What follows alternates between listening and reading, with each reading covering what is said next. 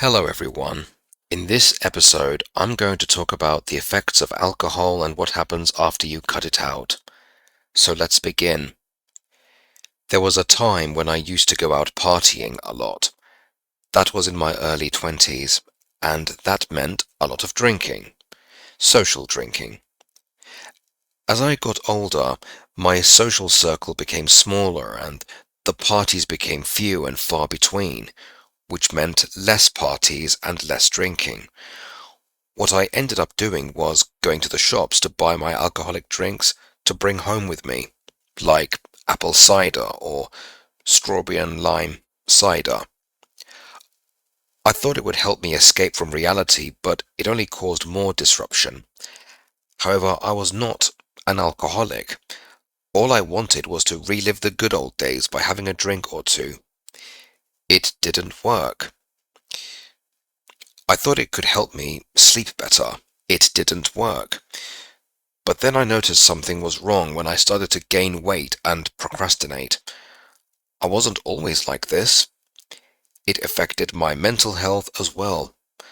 I was increasingly getting anxious and more irritable than usual. This was not me, I thought. So I quit the booze. As time went by, I began to notice the difference. My life improved dramatically. My health is better. My mind is sharper than ever before. I lost weight, and I got more work done. These days, I only drink sparkling water or fruit juice when I go to the pub. The only time I drink alcohol is when it's for a birthday of a family member or a friend, or special occasions like Christmas and New Year. But even then, I am reluctant to drink alcohol. So, in a nutshell, this is what happens when you drink alcohol.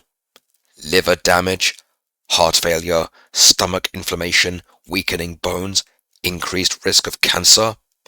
But it also affects your mental health. If you have anxiety, alcohol only increases it.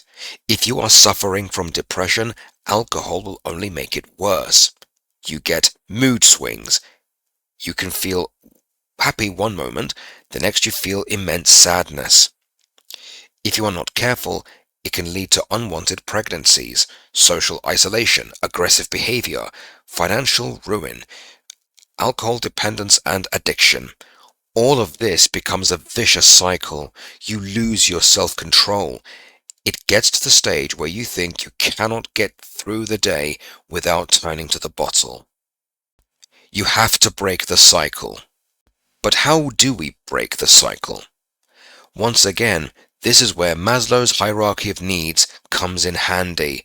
It becomes a good guide. Let's look at that briefly again. There are 5 levels. Starting from the bottom, we have the physiological level. This level is your main priority. You need food, water, and sleep. As you can see, you don't need alcohol. Therefore, you can live without it. No matter how much you convince yourself that alcohol is a need, it's not. Your life does not depend on it. This is clearly something you can live without. The second level is safety needs. Let's face it, alcohol is not a safe drink. When we look at the symptoms of alcohol consumption, you are putting the health of your body at risk. Alcohol damages your liver. If you don't care about your health, you die. Simple. This affects your mental health too. Alcohol will only accelerate your depression and anxiety. Whatever unresolved insecurity you may or may not have, it will trigger your mood swings, making you mad, aggressive. So cut out the alcohol. The third level is love and belonging.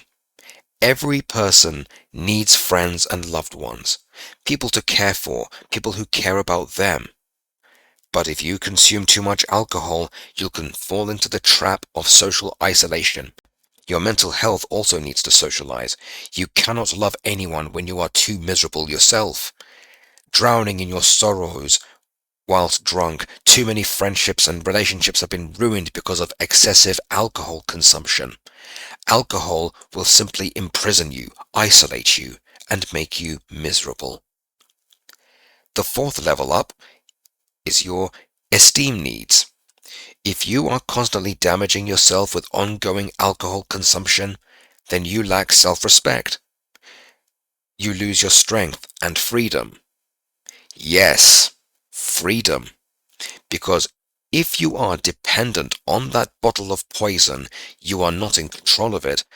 The alcohol is in control of you. As a result, you lose your self-esteem.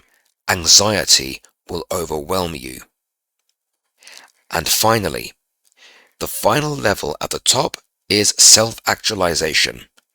Alcohol causes you to lose your sense of purpose.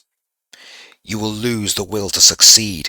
You forget the most important goals. Alcohol makes you disorganized. In fact, you lose the will to do anything. You just won't care. That's why people who drink alcohol procrastinate so much, saying things like, "I'll do it later," or "I'll do that tomorrow." And so the cycle continues. In the end, nothing gets done. No one can succeed when their body is under the influence of alcohol. So there we have it. This is what happens when we lose the booze. Now, I'm not saying you should not drink alcohol at all, although that would be ideal, it's not realistic. As I mentioned earlier, I have a drink on very rare occasions, all in moderation, of course. The key here is self-discipline, because in the end, everything has a cost. The more alcohol you drink, the more your body suffers, the more miserable you become. So lose the booze. Thank you for listening. I hope this has been helpful to you. If you know anyone who is suffering from alcohol addiction, I recommend you share this video with them. I encourage anyone who is having this issue by getting professional help, such as a therapist. Take good care of yourselves.